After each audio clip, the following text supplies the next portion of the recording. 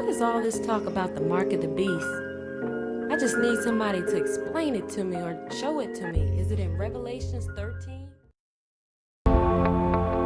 These dots are shop customers moving around the store in real time.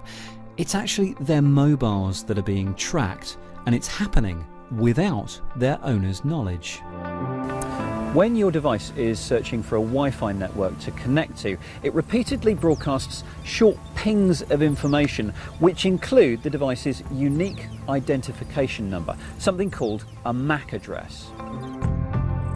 The system here listens for these pings, and by triangulating their origin, it can get a pretty accurate idea of where you've been, even if you never actually connect to the Wi-Fi.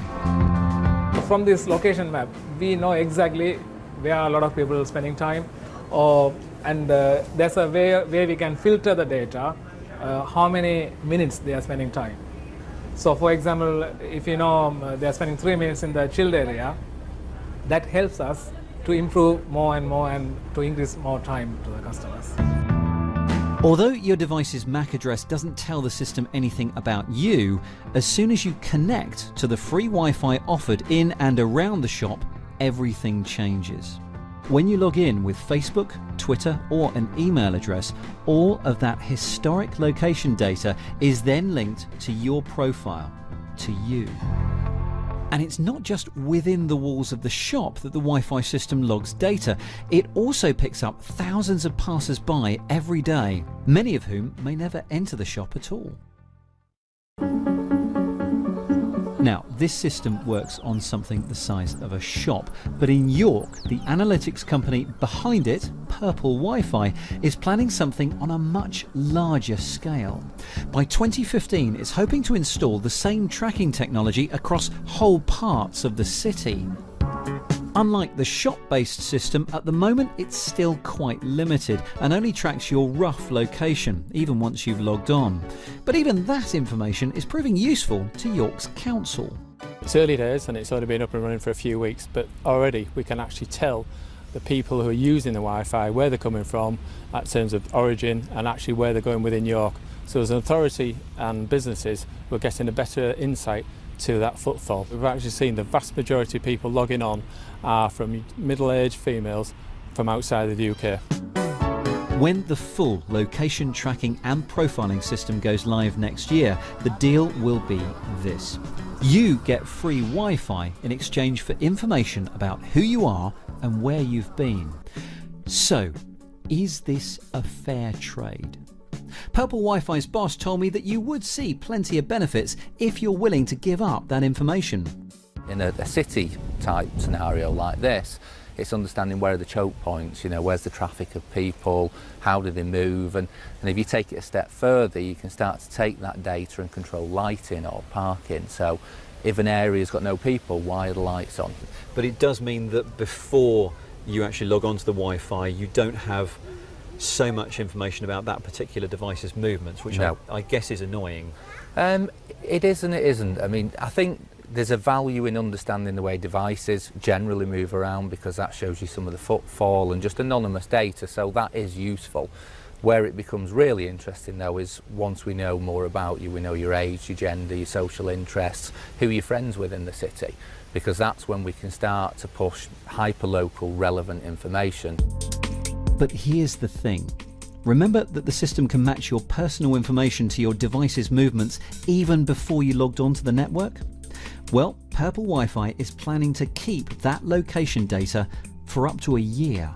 How do you think people would feel about knowing that you know where they've been? Yeah, I mean, we weren't tracking you for 12 months. But you were tracking my device. We were tracking which is as good as a device. A device that you now know is mine. So you now know where I've been for the last 12 months. Absolutely. And to be honest, every bit of feedback we've had from users is, if you're giving me something relevant, I'm happy. If you're going to send me a load of spammy stuff, don't bother. Now, all this information is there in the terms and conditions that need to be accepted before you log on. You know, those terms and conditions, the ones that we all read thoroughly before we click OK. Do you think people actually read those terms and conditions? I think if you take anything in life, do people read terms and conditions of Facebook? How many people have ever read Facebook's terms and conditions?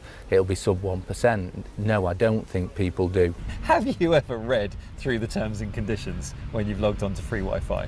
I don't personally. So there's not a right and wrong answer, is there? Do you think that the message click here to view the terms and conditions goes far enough?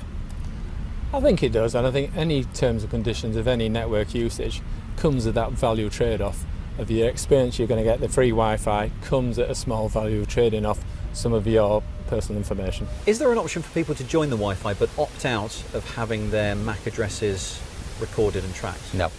Do you think there should be? No. I think it's a fair exchange of value. There is a cost to put equipment up, to provide the connectivity, to provide no overlay of software, and it's a fair exchange of value. You want free Wi-Fi because you don't want to use up your data. The exchange of value is that you're going to share that data. These sorts of insights are only possible because of the unique combination of location information and demographic social media information. But the harvesting of anonymous device information is described as a grey area in terms of data protection. In fact, last year the City of London banned Wi-Fi enabled dustbins installed on public streets after it emerged that they too were logging MAC addresses in a similar way without getting explicit consent from passers-by. Philadelphia GameStop stores have started fingerprinting people who come in to trade in games to help prevent crime. According to GameStop, local laws allow them to collect thumbprints, which are then provided to law enforcement, helping them prevent GameStop from being used as a pawn shop of sorts. According to Philadelphia City Solicitor Shelley Smith, GameStop is not required to collect thumbprints because the pawnbroker laws do not apply to them. The Philadelphia Police Department tells CBS Philadelphia that GameStop is being proactive by acquiring fingerprints and uploading them to the database known as Leads Online. GameStop shoppers are not particularly thrilled about the new policy. "I really don't appreciate it," one person said. "You fingerprinted me like I'm in a police district. No, I'm in a game store." Another shopper said, "I think it's an overreach. It's going too far." The future is coming. There's no word yet on whether GameStop is also going to be forming private militias, but we'll keep you updated here.